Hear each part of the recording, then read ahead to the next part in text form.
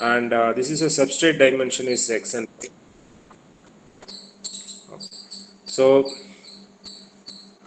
we have that because I'm using a tab. I don't have a recording facility, so that's why I did not do that. However, I'll try to tell you what are the things we have done in the last class. And this first experiment is about rectangular microstrip patch. Okay, so the uh, the patch, which is what mean by patch is a kind of rectangular uh, shape, and we print the antenna on the substrate. The substrate dimension is typically x and y. That is a bigger one. That is a light shaded, and the inner rectangular is patch. That is small x and y. I think there's no exact deviations here, but you can see that what makes both are different. One is a substrate, one is a patch.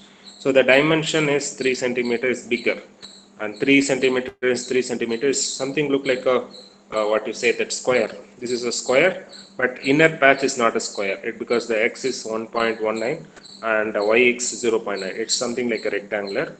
And the solution frequency, what is the operating frequency, is typically taken as 10 gigahertz. Okay, that units are represented in centimeters. You can change this to millimeters, or that is better.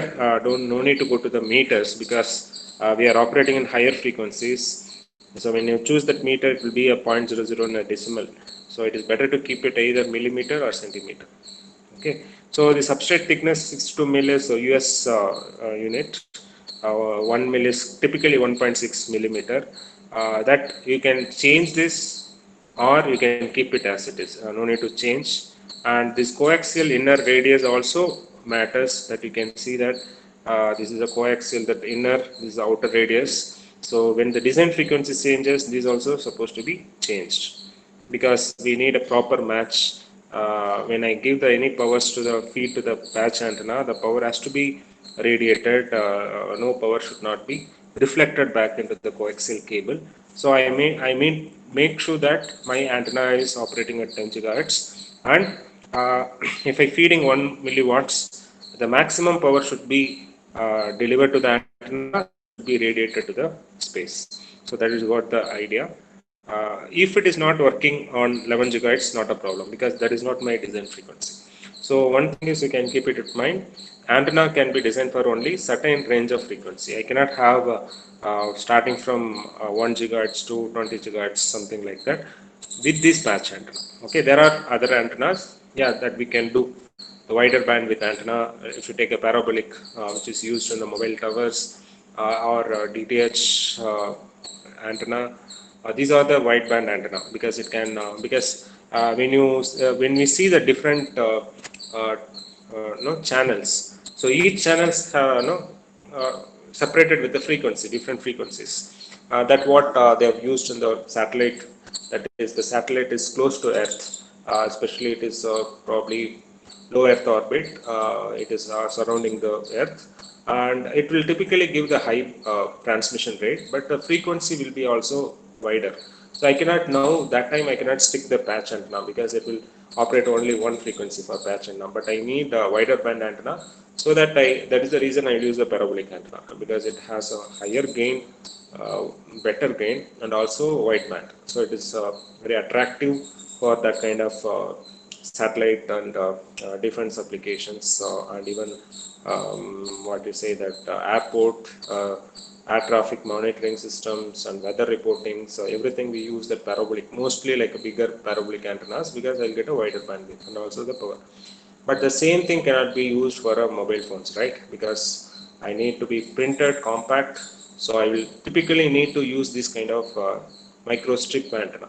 It's not exactly patch antenna. Everything is called a microstrip antenna, because I'm printing. It's like a PCB board. I'm printing onto the substrate. So it is acting like an antenna. So even printed antenna, I can design wideband. There are like uh, let new designs, new structures, new designs, they are evolving.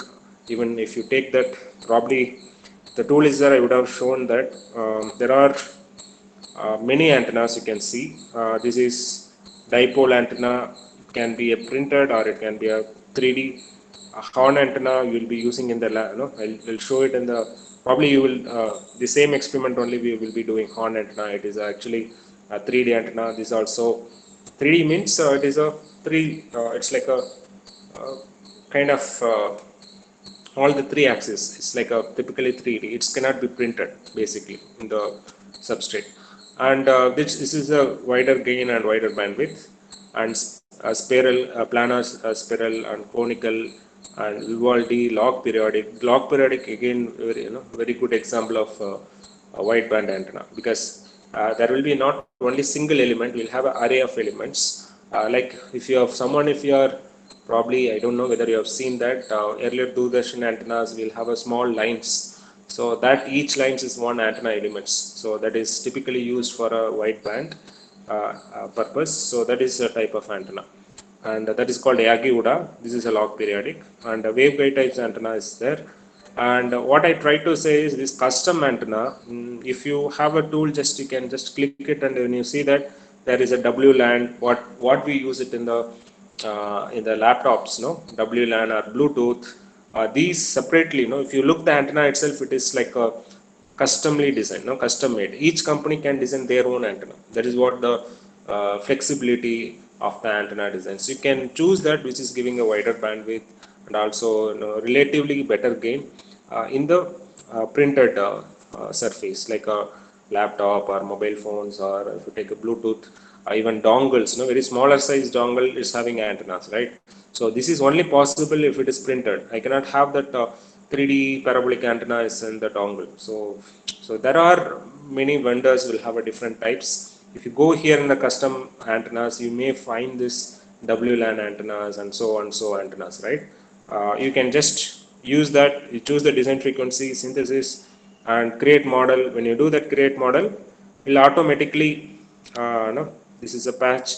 Again, this we have discussed yesterday, last class. I mean to say that last class we have chosen a substrate. Once the solution frequency is given, you can just do the create model.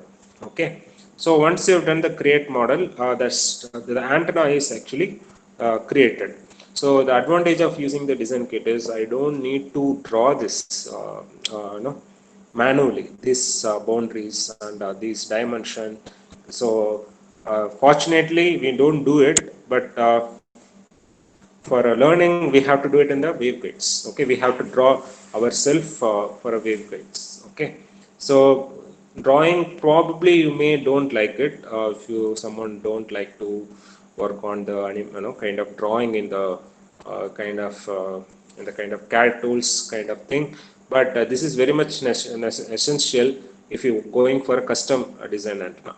Okay, so the CAD or the FEM, this kind of structured simulation software, the engineers, they're supposed to draw that, and they will simulate it, and then they will compare with the fabricated antennas, so whether these both are matching. Okay, so I've created, then giving analyze all in the patch antenna. Analyze all, it's like a simulating. So what it will do, it will do the validation check. So validation check is means that whether all the boundaries are defined and all the any floating surface is there. So it will take care of everything. Since we have created model directly, normally the validation check will get through because it's done automatically. But when you do that manually, so the carefully we have to connect this. Actually you can zoom it. You can zoom this using the option, and you can exactly see that whether everything is connected with this. Nothing is floating. Okay, so once you have done the analyze all, then comes to the important parts, the results. Okay, so we have designed the antennas for 10 gigahertz, and we have chosen the substrate, and we have thickness, we have not changed anything. Thickness we have kept it as it is. One thing is, you might have noticed when you are doing a synthesis, no, when you are doing a synthesis here, like when you change the frequency, all the values will change except this thickness. Even coaxial feed radius, everything will change.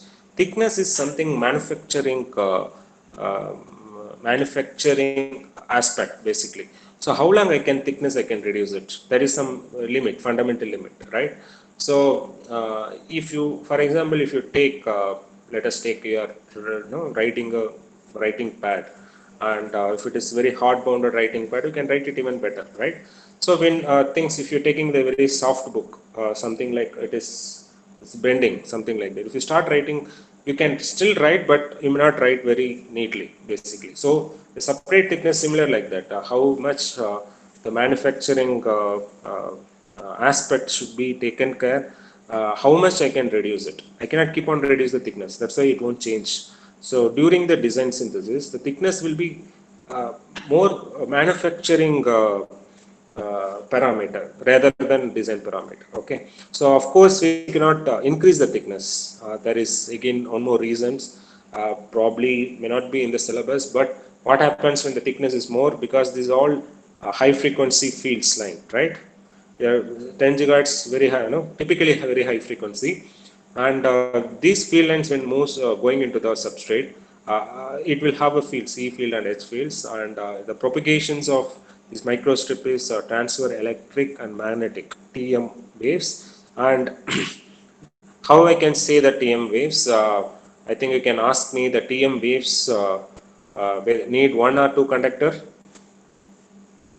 Even any electromagnetic signal or high frequency signal, if I wants to propagate, especially in the TM mode, transfer electric and magnetic mode, how many conductor is it required? Conductor in the sense metal, like there is one substrate is, there is one conductor.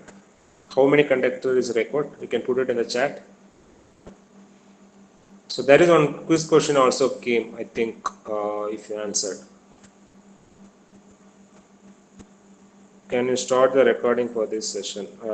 Yeah, I want to, but I'm having some issue with the laptop. So I'm using a tab. There is no mode for recording, but someone is just started recording. That is good. So now the question is, microstrip is having visibly one conductor that is in the top, and below that, beneath that, there is a substrate, and beneath that there is a coaxial feed. So that when power is fed, the feed you can choose it either way. I told in the last class, it can be given from the back, that is a rectangular probe, that what we use it, or it can be edge fed with the side, we can do it. And elliptical probe feed is the probe, it looks like elliptical. So there are many things, but we can do it on a simple probe feed, that is enough. Now the question is, coming to the question is, there are inner radius and outer radius. If you take this coaxial cable, there is actually two wires will be there. There is inner wire, there is outer wire, because coaxial cable is typical example for a TM mode, like transfer electric and magnetic mode. When you so when you transfer any power into the um, coaxial cable, it electric and magnetic field will goes into TM mode. Okay, so I answered partially the question. So how many conductors is required for required to conduct high frequency TM mode signal? Two conductors. Two conductors, no? Okay. Yes. So here, when you take the microstrip, coaxial line is two conductor, but the strip is, you can see only one from top. But what happens to other conductor is, it will be actually printed in the bottom. So this is not, may not be visible here. Even during the design and simulation also may not be. But actual patch antenna, when you do that, no, it has to be no, one more conductor should be printed in the back, basically. So that's probably, for time permits, I'll just show that the microstrip based, this is a patch microstrip based dipole antenna. The lab, what we use it, the pictures I will show in the manual itself, we can see that. Okay, so here that is a TM mode, and the thickness is matter because no, when I increase the thickness, what happens, this electric and magnetic field modes will start changing it. Again, this is microstrips, especially it is not pure TM mode, it is a quasi TM, because when you see the coaxial cable, the fields are contained into the cables. We have an inner conductor and outer conductors, all the fields are contained inside. It is not going out. There is no air medium in the cable. But when you see that microstrips antennas, half of the thing is in the substrate fields, half of the fields will be in the above the substrate, that is in the air. So there are quasi TM So that is the reason if it start increasing a thickness, this becomes become higher mediums will be also influencing my electric field. So that may cause that higher order modes. So that limit my bandwidth of operation or the noise contribution will be getting higher. So that is in a simple sentence, the thickness has to be minimal as possible, and I should also take care of the flexibility, the mechanical mechanical strengthness also. I cannot keep on reduce the thickness because it will start bend, it will start break. So that's the reason when you synthesis it, the thickness never changes; it will be remain same. Okay, so once I've created a model, the thing is directly we can see that here at 10 gigahertz. And one more thing I pointed out last time, if the answer is drifted, if the answer is not coming exactly at 10 gigahertz, we have to change the feed location of X and Y. So here, typically in the feed location of X and Y, what is the feed is, which point my coaxial cable is connected to the patch. Okay, that you can see it here, probably here. So you can see it in this diagram. So here, this is my coaxial. Okay, this is, I think you can see my mouse, the pointer. This is my coaxial fed into the patch. It is somewhere it is connected. So this is my feed location. By adjusting this feed location, I have to match the impedance of coaxial cable, that is a 50 ohms, to the patch. The point of contact also 50 ohms. So that time what I'll get is at design frequency, I may get a very less power is reflected back because the matching properly is done at the point of contact of my patch onto the coaxial cable, so that there is no reflection. So I can get no good return loss. I mean to say good means less return loss, minus some typically minus 20 dB, more than minus 20 dB is good enough. So that is what we looking for a first plot. So this is my return loss, or it also called S11. Return loss or S11 dB both are same. If you see that here at 10 gigahertz, I'm typically getting around, this is starting from 0 top, minus 2 dB. And if you see that 9.25 gigahertz, I'm getting minus 3 dB. And 9.5, I'm getting around minus 4, minus 5, close to. And if you go to 9.75, I'm getting close to minus 10. And 10 gigahertz I'm getting very minimal, close to minus more than minus 12 dB. That is in the negative scale, it is better. Okay, so one thing you can realize, the patch antenna is very narrow band antenna, because you can see that 10 gigahertz my design frequency, and if we just the operating frequency is little increased or decreased, it cannot receive it. It's very narrow band. That is one of the limitation also for a patch. But however, this is a very simple antenna. Still, it is some applications will still use the patch antenna, but it's a very narrow band antenna. Okay, so the gain plot tells us at the line of sight. I got that the gain is typically, now you can see that 8 dB, that is mark 1 is given here, typically 8 dB, and directivity and gain are closely related. So I told in the last class, gain is the efficiency time of the directivity.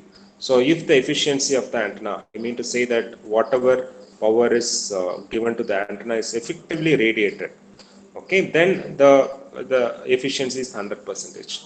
So if the efficiency is 100 percentage, then all the directivity times of efficiency is converted into the gain of the antenna. Okay, so many of the time antenna efficiency may not be 100 percentage. The reason is when it is radiating, the radiation resistance will be one of the issue, because that going to limit my the radiating power. So giving how much power is delivered and how much power is radiated, so that is my efficiency. Okay, typically there will be small difference will be there. So that also I can plot it, and that I've shown in the last class. And VSWR also we have discussed. So there's VSWR and S11, that is return loss and input impedance, all are terminal characteristics. Means that how good I am point of contact it is. So this is the same aspects we are seeing in the three different way. One is the return loss, one is the VSWR, one is the input impedance.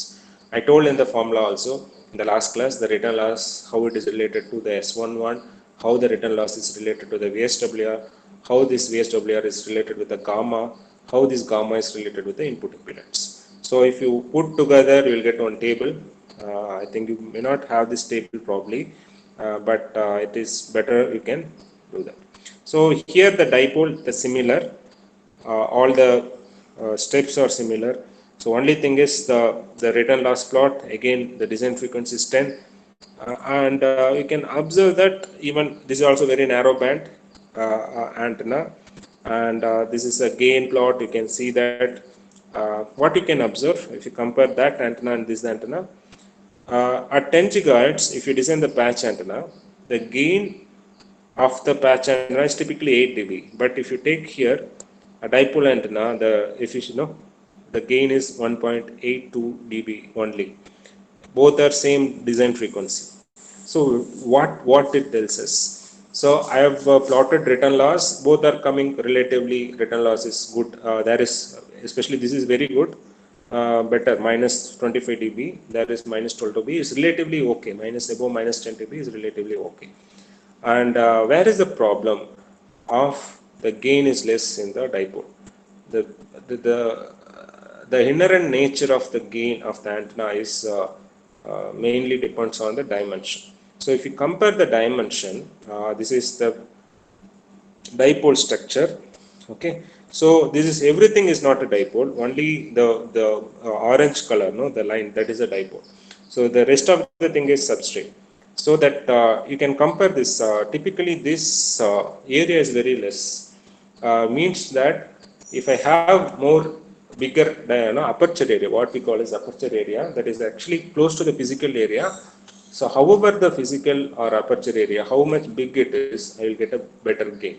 Similar like I told in the last class probably, if I wants to do the rainwater harvesting, I should have a bigger area to receive, get more water, right?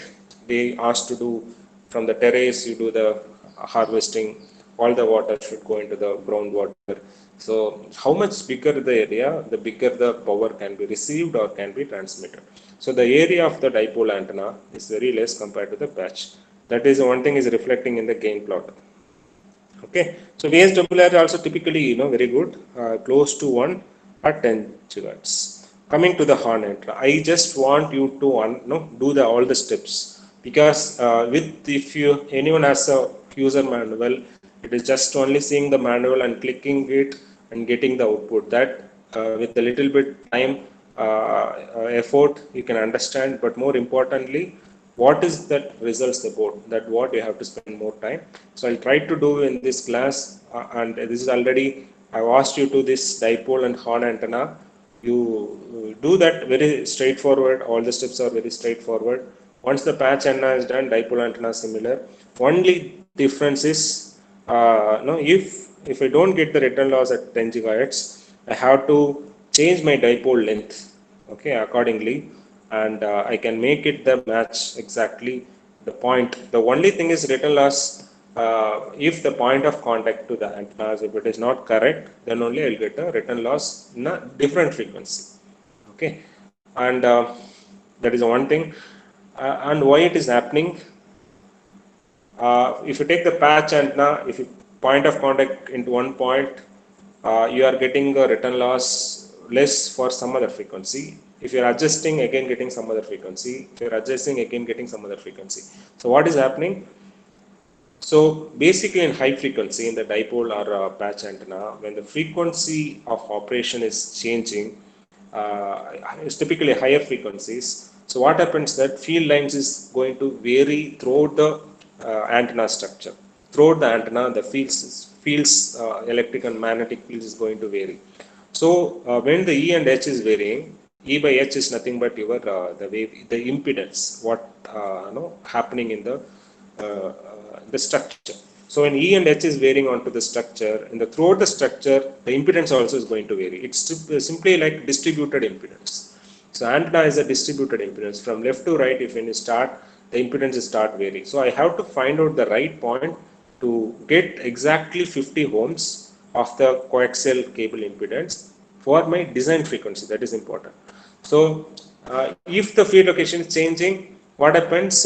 It will be matching for some other frequency, but not my design frequency. So what I will do for rectify this, I'll try to change the feed location little bit, trial and error. And here is I'll change the dipole length little and higher and low, and try to get my design frequency. So that is only thing, difference between patch and dipole antenna. And horn antenna, as I told, it is a wideband antenna. You can see from the return loss probably. I don't know the return loss plot. Okay, here. Okay. Typically, here you can see that.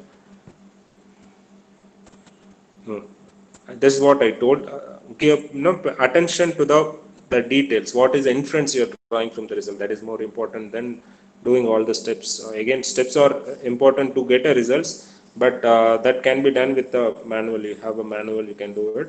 But what is important is the results. So here, when you choose that the frequency 10 gigahertz, so here I'm just varying. If the results are acceptable, you have changed the dipole length, you are going to change the horn length. What is that horn length is? That flare length you will change.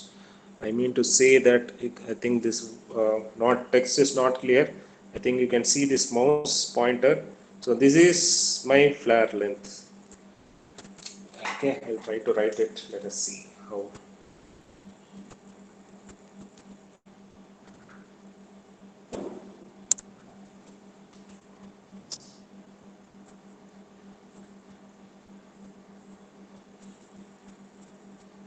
So this is my flare length, antenna flare length. We have to change this. You have to change this distance. Now here the flare length is what? 7.62 centimeter for 10 gigahertz. Okay. So here the other dimension, horn A, horn B, this is designed for resolution frequency. This is designed for 10 gigahertz. Okay. But if the return loss, what is the return loss? Return loss will tell me for my design frequency, the power has to be transmitted, should not be reflected. Means that the return loss should be very small enough. It should be minus 10 dB or less. That is what I want.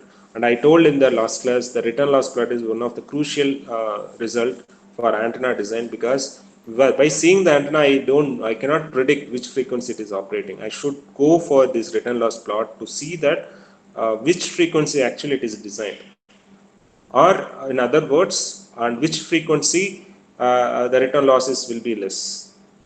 Okay, from the return loss I can find out the operating frequency. From the operating frequency I can predict that my return loss will be less for design frequency. Okay, so that is very crucial results, the plot for antennas. So here, if the return loss plot, if it is not coming in 10 gigahertz, let us take if it is coming in 11 gigahertz, what I have to do, I try to adjust from 11. So I have to try to the same plot, I try to shift it to 10 gigahertz. How to do it? I have to increase this flare length here in the horn antenna. The dipole antenna, I have to change the dipole length. In the, for example, in the patch antenna, I have to change the feed location. Only these are the difference. So rest of the things are same for all antenna designs. So when I change the flare length, I can make that the impedance, which is I will tell you that where is the impedance, that you can easily understand in the dipole. This is my point of contact to the coaxial cable. So coaxial cable typically is 50 ohms. It's connected to the dipole antenna. So in the dipole antenna, electric field and magnetic fields are changing. When E cross HY is changing, that is my impedance is changing. So when the impedance is changing, I'll try to locate the point where the impedance is 50 ohms to the coaxial cable for my design frequency, so that proper match is done. The patch antenna also remains same, the feed. So what is here? What is the concept here? So actually the power is fed here. Okay, and these are 10 gigahertz. So the same horn antenna you are having in the lab, that is the X-band antenna, typically same frequency, 8 to 12 gigahertz. Okay, so here we have a Klystron oscillator and a frequency meter, everything. After horn antenna will connect, and this horn antenna will start radiating it, and I'll get the out. No, I'll connect the again receiver antenna. I'll get it. Either I can connect same horn antenna or any expand antenna. It can receive the power. The thing is how the flare length is influencing the return loss. That is a question, right? So the flare length, basically, where is the impedance mismatch problem will come here. Here it is understandable, the point of contact. Here is the impedance which is traveling inside this is a waveguide. What is this waveguide? Is rectangular waveguide, what you have studied in the second unit. So in the rectangular waveguide, you would have studied TEM, ZTEM, or sorry, ZTM or ZTE. There is no TEM mode in the waveguides, no rectangular waveguides. The answer, for TEM you need two conductors, but the waveguides, no, this is simple waveguides. It's just a kind of like a pipe, the metal pipe. So it doesn't have it doesn't have one more conductor basically. So this cannot have TM mode. Either it should have a TE or TM that you have studied in the rectangular waveguides. So these rectangular waveguides, the impedance is typically that the expressions whatever you would have written. When you substitute that for R, it typically comes. It's supposed to come 377 ohms. Okay, so what happens now, because of this the fields, the impedance may not be 377 ohms. It is based on the beta and k and operating frequency. Okay, so these will decide my the wave impedance here, but when it comes to the space, our impedance is typically constant, that is 377 ohms.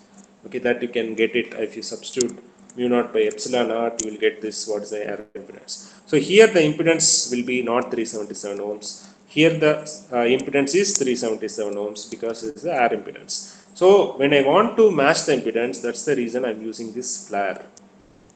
Okay, this flare is used because of to match these impedance coming from the waveguides to the space. Okay, so by changing this flare length, I effectively trying to match. This is like impedance transformer. So this flare is acting like impedance transformer. So I'm trying to change that flare length and trying to match the impedance. Okay, that is what theory says.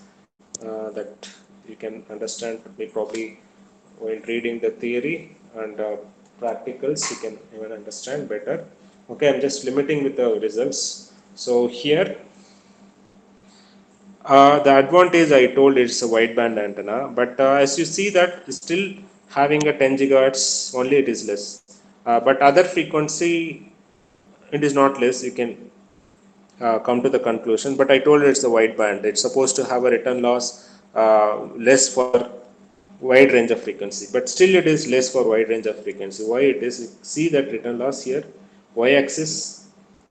You can see that minus 25, minus 20. You see that from 8, from 12, what is that minimum return loss is in the negative scale. I'm saying in the minimum negative value is minus 16 dB and maximum negative is minus 38 dB, close to that. So comparatively this for example dipole, you see that it is changing from 0 to minus 25 drastically. There is no in between any levels. It is very sharp, no, narrow band antenna. Even patch antenna also same. You have seen that already. So even patch antenna also same. The return loss is very sharp. So above 10 giga or less 10 giga, you have there is a lot of return loss. Other frequencies, the power. I'll give you the real-time examples. For example, if you send 1 milliwatts powers to the patch antenna, you have designed the patch antenna for 10 gigahertz. But if you try to, if the return loss is not matched exactly 10 gigahertz, what happens is, even if you give the 1 milliwatts, if you try to increase that more power, still that power won't be radiated because that the point of return loss may be shifted to other frequency. Even if you give the high power, it doesn't give me the high output basically. So that is the reason the return loss plot has to be exactly designed for design frequency. Okay, so it is very narrow band. You can see that if it is some other little bit higher frequency also, the power will be reflected back. So it is not usable basically. The other frequency, the patch antenna, it's not at all usable. And even dipole antenna, other frequency, not at all. Even relatively higher frequency, this is also little better. Patch antenna also little kind of what you say that the slope is a little less, but this is very steep. For a patch, for a dipole, it is very steep. Okay, you cannot use it even for, if you design for 10, it may not even use for 9.6 because the return loss will be more. But if it comes to the horn antenna, it is still good. Even though it is not very good, because here you have a bigger peak, minus 20 dB, here minus 30 dB, but still it is better. Still it is better for wide range of frequencies. So horn antenna and parabolic antenna is preferred for wideband frequency, and the power also, it can handle more power, horn antenna and parabolic antennas comparatively the microstrip antennas. So gain is one more big advantage here. You can see that gain at 10 gigahertz, the typically 13 dB will get, because the area is matter basically. That's the reason for the space explorations or galaxy observations. We have a bigger, very big antennas in terms of kilometers, because my the the signal, it has to reach very far. So I have a bigger observation centers, means bigger antennas will be there. The reason is it will have a more gain. So these, with that you can write this table. So gain of the each antenna, you can now itself you can write. This is typically patch antenna is relatively better compared to dipole, but horn antenna still is a winner in the gain. And VSWR is typically all are same, remain all are proper match, and rest of the thing is relatively same. VSWR, SS1, uh, impedance. So typically that one more impedance point of view here. Typically here you will get the impedance VSWR is 1, that is ideal value for design frequency, and S11 is typically return loss supposed to come minus infinity. If it is minus 20, minus above 10, if you get, that is good. Patch antenna will get minus 10 above, and dipole also will get minus 10. This is minus 20 because return loss is very less for horn antenna, and gain is also high. And impedance, there is one difference you may get. In the patch and dipole, you may get 50 ohms because you are feeding the coaxial, which is 50 ohms. So for ideal condition, the point of impedance at the antenna should be 50, 50. But horn antenna, observe that horn antenna impedance for a design frequency, it's supposed to be close to that air impedance. Okay, supposed to be 377 ohms. Okay, so these are all 50, this is supposed to be 377. So this is what observations you have to write it basically. Which antenna gain is more because of what, which antenna the impedance is what value, and what you can infer, which is a narrow band antenna, which is a wide band antenna, which is a high gain antenna. These all observation you write it in this experiment. Okay, so with that probably we will go into, probably I'll show that patch antenna, what we have it in the lab. These are all the microstrips, okay, which is all printed. Similarly, this is the power divider, and this is a directional coupler. You might have studied in the third unit. This is hybrid ring. This is again the 4-port device, and Magic T. Before the Magic T, I'll show the patch antenna, which is printed antenna, which is what we do with the hardware experiment. Okay, so these all you can do. This is comes to the printed antenna. You can see that this is a dipole which is your simulated. This is actually the hardware, and beneath that there is one more conductor will be there. There's a dual conductor. This one line is there. No, this is called array basically. So I think this picture is not there here, but when you rotate the back side, you will have a one more conductors. That means that this microstrip is quasi TM. Okay, this is Yankee Uda antenna. Okay, because there is one line is there, no extra line, and I'll just show that patch and printed dipole. Yeah. So this is what I told. The field lines, when it is printed, the electric and magnetic field has to be contained. But since the air is coming into the picture, So the field lines, you can see the disturbance here. Actually, it is not straightforward. It's something like when you have that light, when you have the glass, so there is some kind of diffraction pattern will be there, right? So this is kind of diffraction pattern in the fields because we have a air dielectric interface. When you have this air and dielectric interface, the fields will be not pure TM, it is a quasi TM.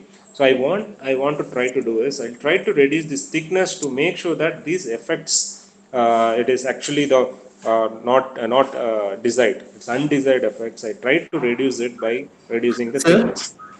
Yeah, yeah, can you keep the screen in landscape, sir? landscape. Yes, sir. Thank you, sir. Yeah. So when you see this dielectric constant, this epsilon r, this is my material. For example, if I choose that FR4 substrate, if I choose that RT durite, FR4 may have that 4.4 dielectric constant, and RT durite is little better. And loss tangent also I told in the last class, the loss tangent is the quantity to measure how good is the dielectric it is. The less loss tangent is the good dielectric. So here when you say that this is a substrate dielectric, this is my air dielectric. So whenever dielectric medium changes, definitely field definitely get influenced by dielectric. This the medium is one of the parameters for a electromagnetic signals to get influenced. Basically, that's the reason sometimes in the mobile phone when we talk, when after the rain, it may sometimes looks the signals very good. Sometimes in the weather conditions, you may not get proper signals because it's very prone to the atmosphere. That is one of the reasons the higher frequency 4G, 5G, especially 5G and higher frequency band has a limitation of mobile communication. The reason is for mobile communication, the signal may not sometimes come from line of sight. It may have to go to hit the buildings and coming into different paths and receiving in the mobile phone. So higher frequency signal very prone to atmosphere and surfaces. So that is one of the limitation factor. They are trying to reduce it by using more than one antennas, very small pico size antennas, and try to bring that high frequency to the mobile phones. So the bringing high frequency means I can reduce the dimension of the antenna because the antenna dimension is L equal to lambda by 2. When the frequency is higher, wavelength becomes smaller and antenna size can be smaller. And of course, that's the compromise on gain. I should do it. To improve the gain, I may can use that more than one antennas to get a compensate that.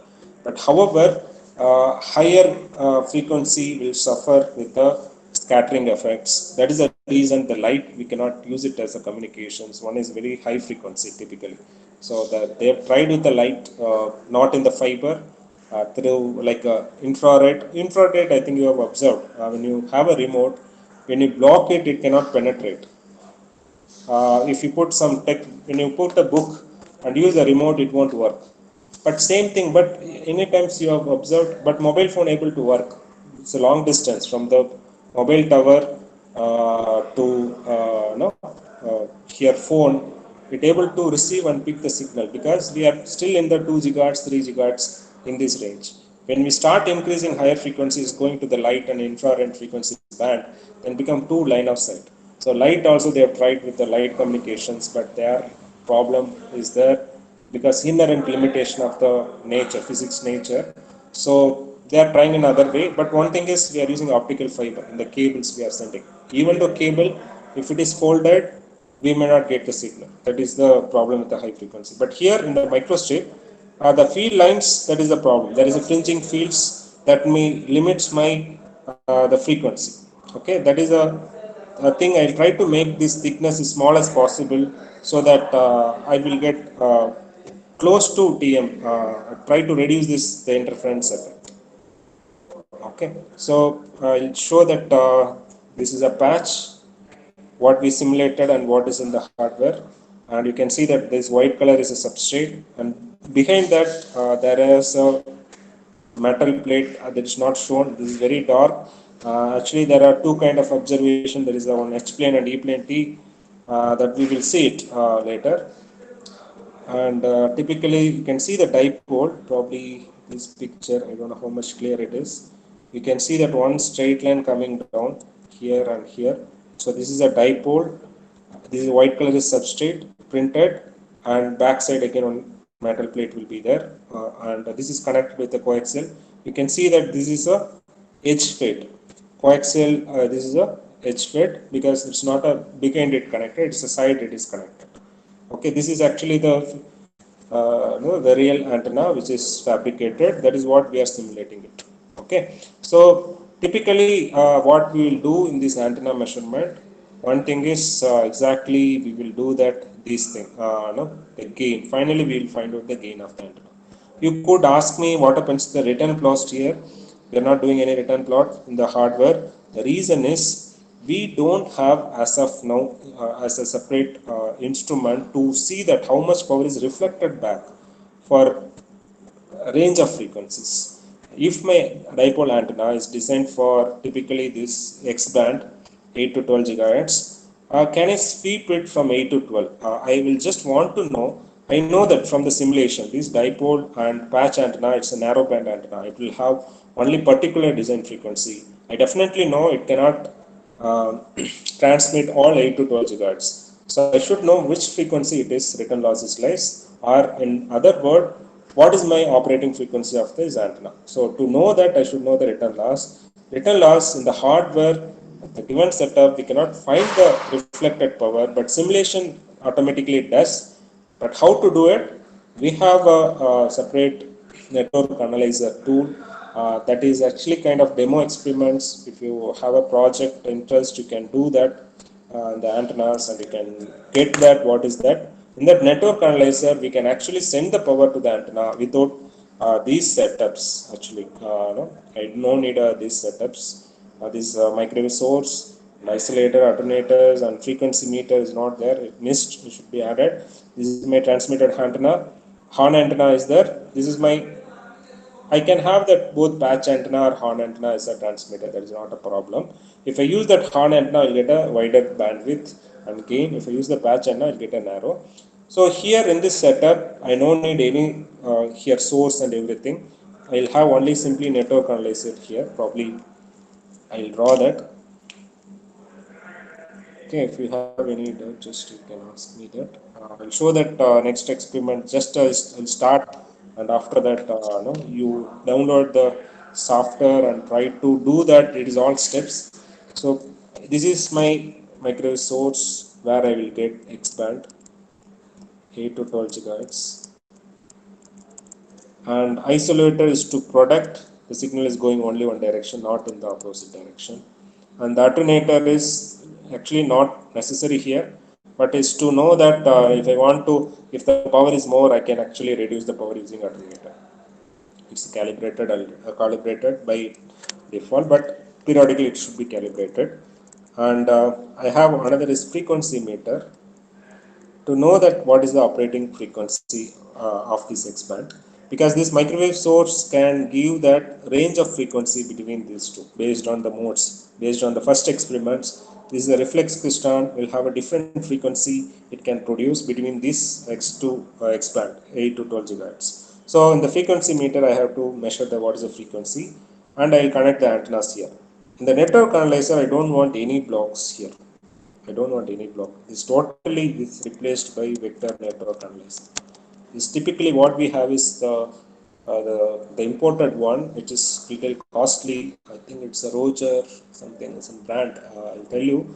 We have what we have in the lab. We have a typically I guess till 6 gigahertz. I think 1 to 6 gigahertz. One VNA is there. Another VNA is, I think typically it is upgraded to 20 gigahertz in the anoic chamber. If you go into the near to admin block, we have that network analyzer which is connected to this kind of setup. What is anoic chamber is I have this same kind of setup there.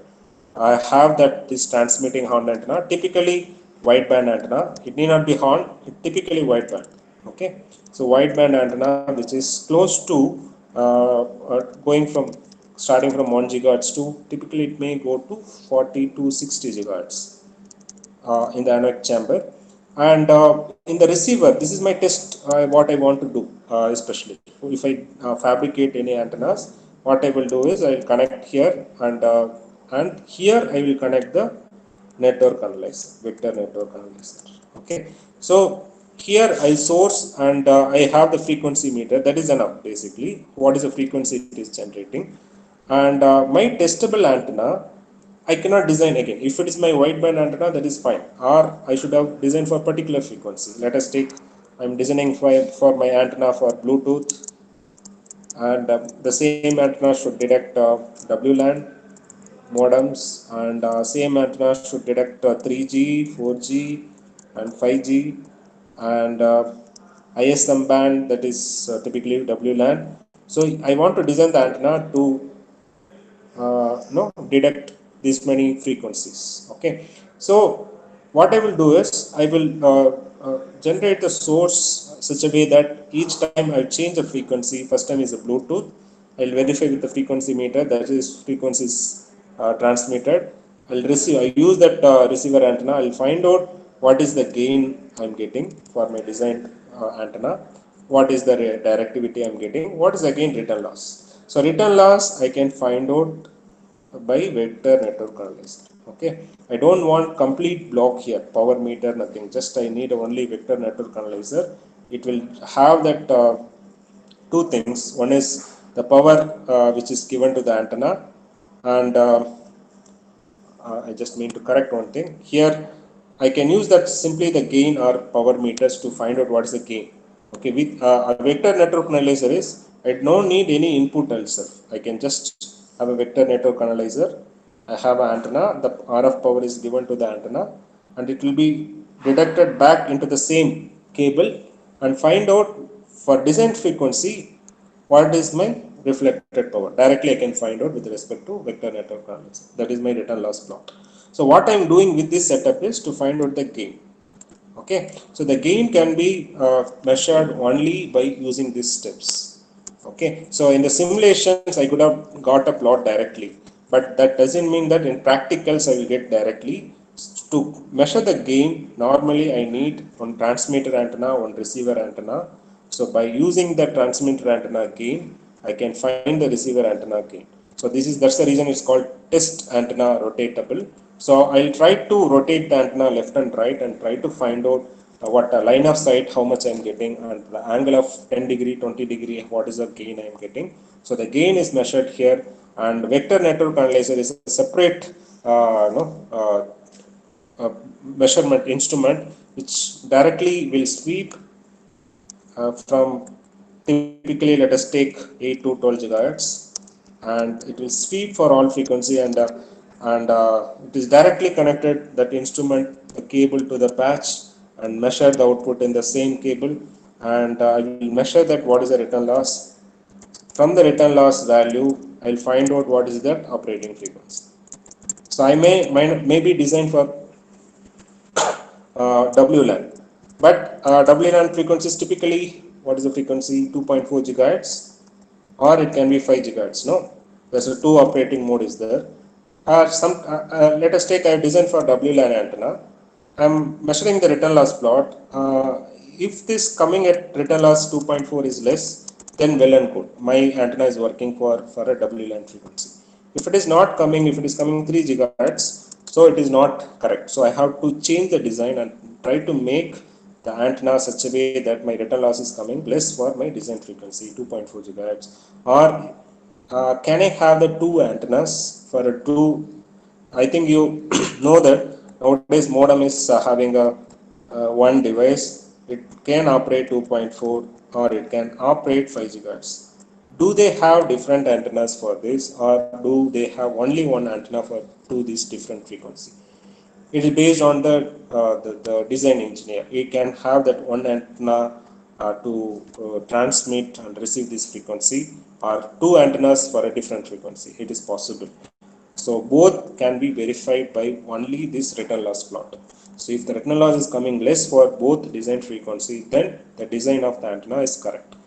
Only after this the gain come into picture, because probably I may have that very good gain, but it is not in my design frequency. Then what is the use? It's not use, because I want to design Bluetooth, WLAN, 4G, 5G antenna. I've designed very good, bigger or very efficient antennas, but very high gain antenna. but it is not on my design frequency, it's not going to be useful. That is the reason the return loss will come first always, then the gain will come the next. Okay, so this is what experiment setup typically used for antenna measurement. Okay, that is what Anik chamber also we have this fixed antenna. This is a rotated. What we want to test it, I can measure the gain, directivity, and the meter chronalizer is attached to it to the antenna that will give me the return loss plot directly. I will get a 3 plot at the same time. Okay, so with that, this first experiment, I hope you got some idea, and probably what's the time? If he wants to continue, I can continue, or if he wants to stop me, I can stop and I'll continue in the next class. What he wants to me to do, that I will just try to give some intro, or if he wants to give an intro in the next class, also it's fine. Do you want to continue, or is it fine? Next class. This is the next experiment. Okay, I'll suggest you to download the software and try to no, if any questions, you put it me in the chat also, if you the dilemma whether to continue or not continue. Okay, I'll start with the recording. So if you have any specific question, you can put it me in the chat. I'll try to answer. So basically, so these HFSS, you try to install that because it may help you for in the exam time also, because this is, you cannot memorize these steps. Okay, so first experiment is okay, relatively 2, 4, 3 steps you may get the model and you may get the plot. But when it comes to this magic teas and hybrid ring, it is typically some 20, 30 steps. You cannot remember those, but only way to do it is why we have to do those steps. So if you keep practicing in the sense, what is the necessity to do the steps? So if you know that reasons, definitely you can recollect it. Even if there is any simulation error, you can point out where it is coming, basically. Okay, that way no need to memorize it, basically. So I'll just start quickly the brief explanations. Probably I'll take some another 10-15 minutes and we will continue with that from that explanations and to the results and steps in the next class. Okay, so here we are trying to go for a magic T, that is a waveguide type, and the waveguide type is, from the second unit, the rectangular waveguide or circular waveguide is a single conductor. If I use that waveguide as a medium, a waveguide is a platform, it is called magic T. When I use the microstrip as a form, that's called hybrid ring. Both are typically, the operation is same. So I repeat that there are, I think in a lab, you have that magic T in the simulations, you have the magic T in the hardware experiment, you have the hybrid ring in the design and simulations, and also the newly added hardware experiments. We have at least 4 experiments based on this magic and hybrid ring. So I'll repeat that. If I choose that waveguide as a platform to design these operation, the necessary operation, that is called magic T. If I choose that microstrip, that is called hybrid ring. Both are 4-port device. Both are the purpose of using that is same. Okay, so I'll just tell you that what is that operations, and probably I'll go into the steps what we are doing it. So this is my magic T. Okay. So here, I think since you know that second unit, it's coming from the directional coupler. So why it's called magic? The first question itself, why it's called magic? Just you can put it in the chat. Suddenly, why this magic number? Like if I match 1 and 2 port, 3 and 4 will automatically get matched. That's why it's called magic D. 1 and port, if you match it, 3 and 4 will automatically get matched. Yes. Okay. So matching in the sense there won't be any power will be reflected. That is a matching, right? Yes, sir. Is it so? Like, oh, okay, 1 and 2, if you match it, 3 and 4 match it automatically. Is it, how do you get this? hint. I'm not saying that it is wrong, but Like all diagonal elements are zero, sir. So everything is matched. Like from derivation, if we match these two, and if we solve, we'll get this as like the matrix shown as the matrix. So from this matrix, we can observe that all the four ports are matched, and also there are no reflection from 1 to 2 and 2 to 3. So 3 to 4. So 3 and 4 are isolated ports. 1 and 2 are isolated ports. correct. You know that the operation. Good. Um, yeah, good enough. One more point I just want to add. So basically that I choose that how my 4-port device will actually wants to work. I wants all the ports should be matched. That is the basic things, because as you mentioned, the diagonal has to be 0. And all the diagonal is 0, what it means, the S matrix. Just draw that.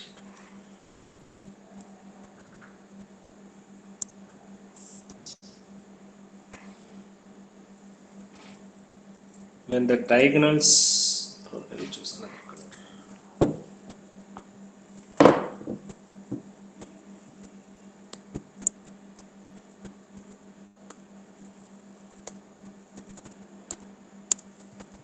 So, okay, I'll take another color.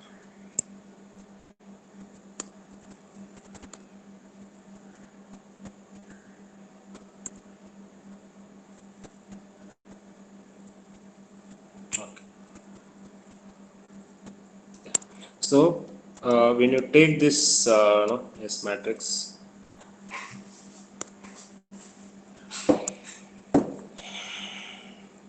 so when you take this S matrix, and typically, if you take the diagonals all 0, means what? All S11, S22, S33, S44 is 0. I mean to what is this S11 is? This is S11 typically, this is S22, this is S33, this is S44. So when you say that S11 means the first number ij, the first number will tell me where is the output, second number will tell me where is the input.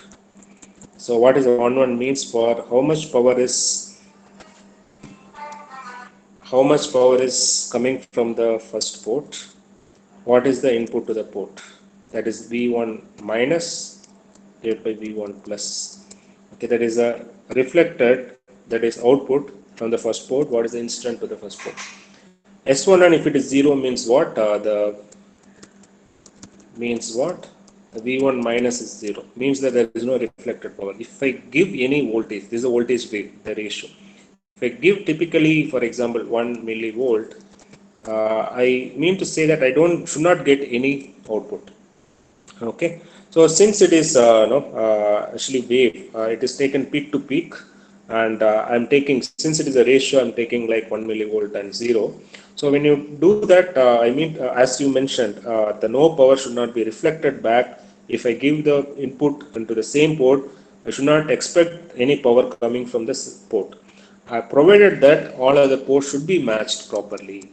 There should not be any input from other ports. That also should be taken care. Okay. So these S110 means only it is dealing with two values, that is V1 minus by Vn plus. It doesn't tell me what is that V2 plus, what is that V3 plus. It doesn't tell me what is the V3, V4 plus. In case if I'm giving, for example, 1 milliwatts, so nothing is coming out. Okay, that is good enough. And the same time, I should not give any here. I should not give 2 millivolt here. I should not give 3 millivolt here. I should not give that 2.5 millivolt here. Then output may not be 0. Okay, so at the point of observation for any ports, I'm only dealing with that port. The matching is means that there should not be any reflection because of the input to the same port.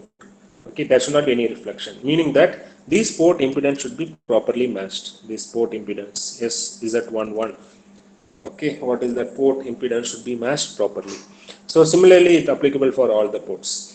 So if this is done, then it is a good for a network for analysis of microwave devices. To start up with, this matching is good enough. Okay, so that is the one thing. I'll come to that. What is why it is magic? This is we want basically.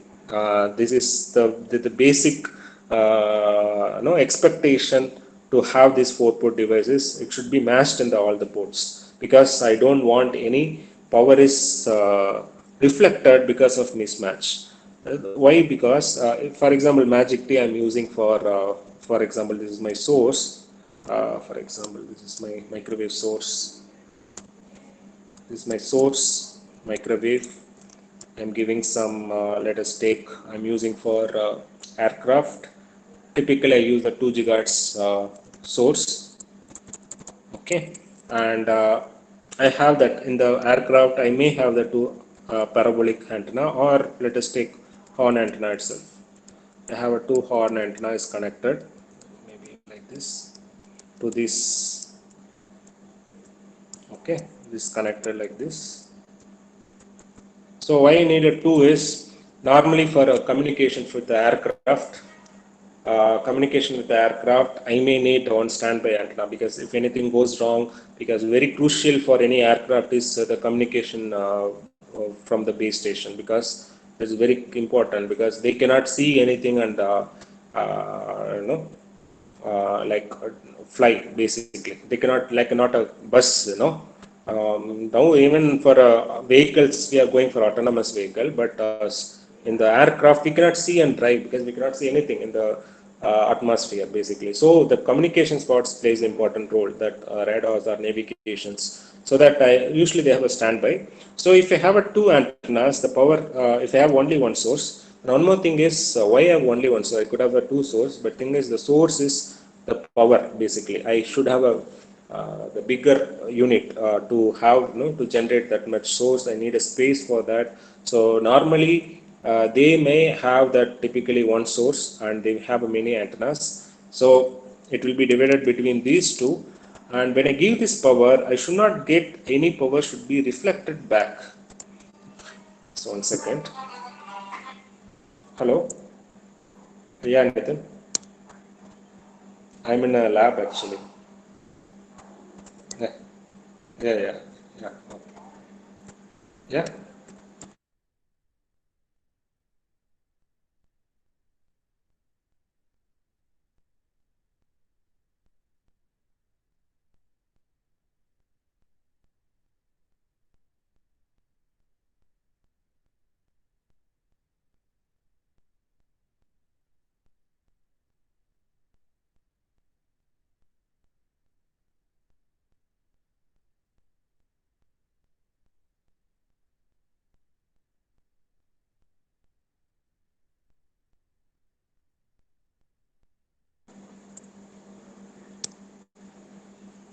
So I think probably it's the images is not there. However, it is typically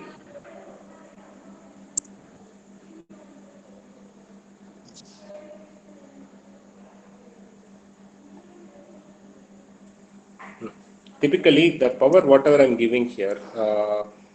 Let us take one. It's not a milliwatts. Definitely should be in the kind of watts, or typically some 10 watts more than that. Okay, I don't want any power reflecting from the same because the power source is so critical. So I don't want to waste any power is reflected. So I try to see that all the impedance in the ports are matched.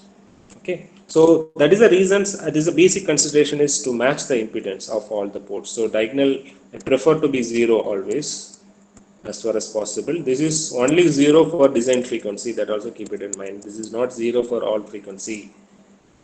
Okay, if I design this antenna for typically 2 gigahertz for aircraft, it will have this ideal characteristics only at 2, probably maybe 1, 2, 3 gigahertz.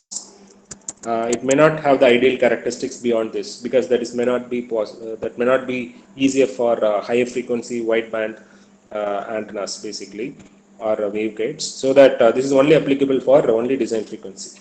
So this is my basic considerations. And as you mentioned, maybe probably would have seen in the Magic T topic, these other zeros and all isolated powers. Okay, if you take that for example, if you take that S12, if you take S21, or if you take this S34, or if you take this S43, is all zeros, right? So what is that S12? This S12. What is that S34? This is S34. So these are isolated. Means that if I give any power, if it gives some 10 watts, nothing will supposed to come. No power. So it should be divided between these two. 5 watts, 5 watts. Okay. Similarly applicable here. If you give anything at 2, nothing will come here. Only divided between these two. And similarly, if you give any power at 4th port, if you give now,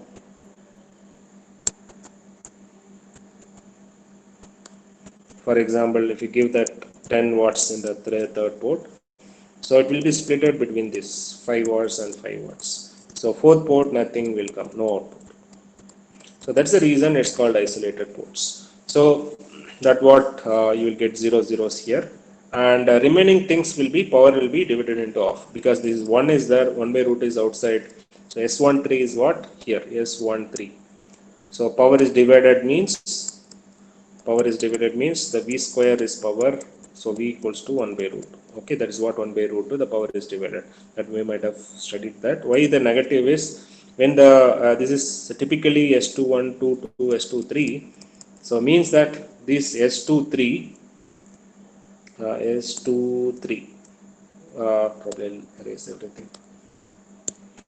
This S23 will have a 180 degree phase. That's why it is compared to this 0 degree phase. So whenever 10 watts if you give, it will divide into 5 watts and 5 watts. That is absolutely fine, because 1 by root 2. But when it is dividing it, the phase of this, the left arm will be 0 degree, this will be 180 degree.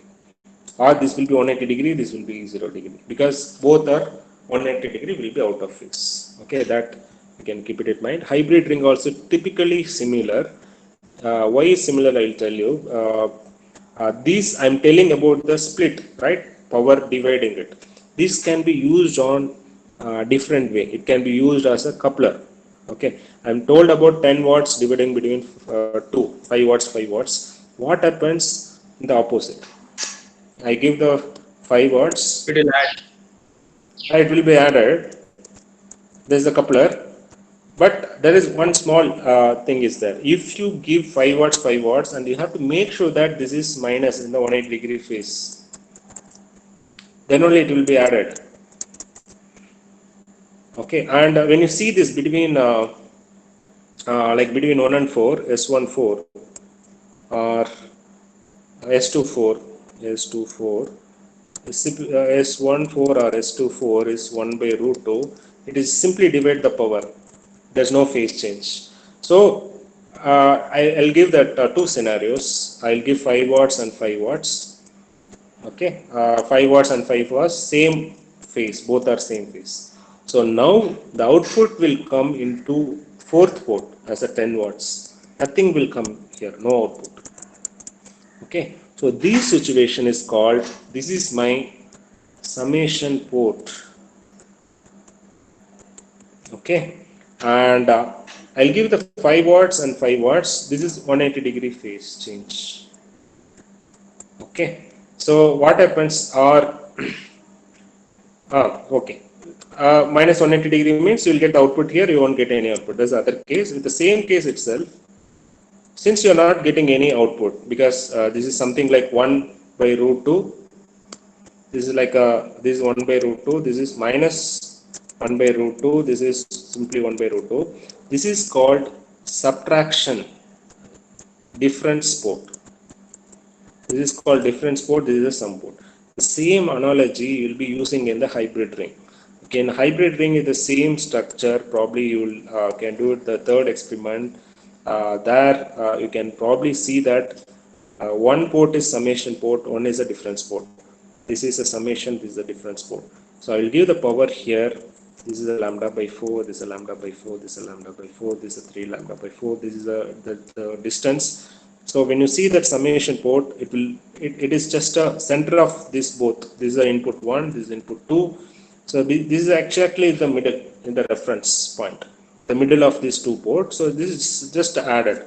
But when it comes to the fourth port, this is 1, 2, let us take the same number.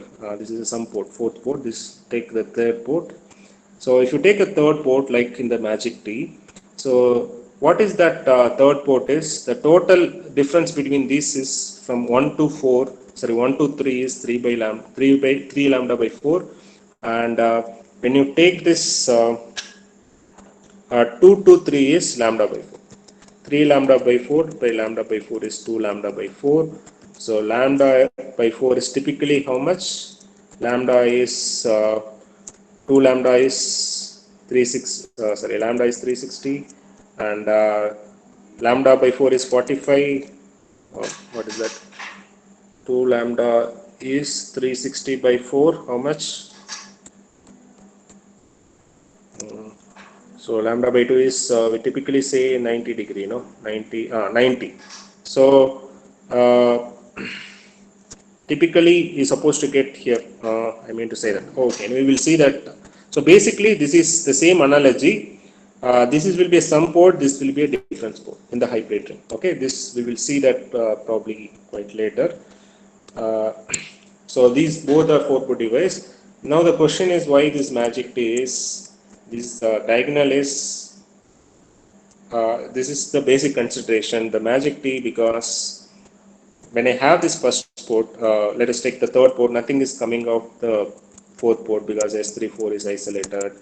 And more importantly, if you give any power here, one port, nothing will come into the second port because S21 is isolated. Since both are looking each other, it is even though it is line of sight, first port and second ports are line of sight, still it's not able to get the signal. So it magically disappeared between these two.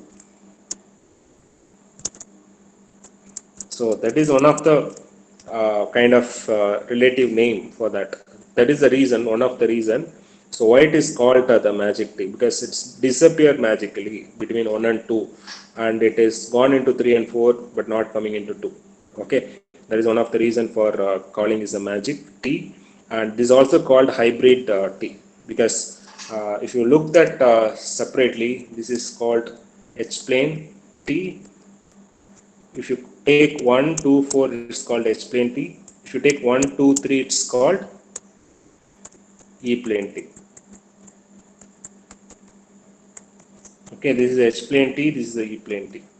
So when you club together, it's called hybrid T. That is a magic T. Okay, so this is the basic the introduction about the magic T. What you do it in the experiment briefly, I'll tell you. Probably we can see the steps probably later, but this procedure I'll just open that. Probably you can get it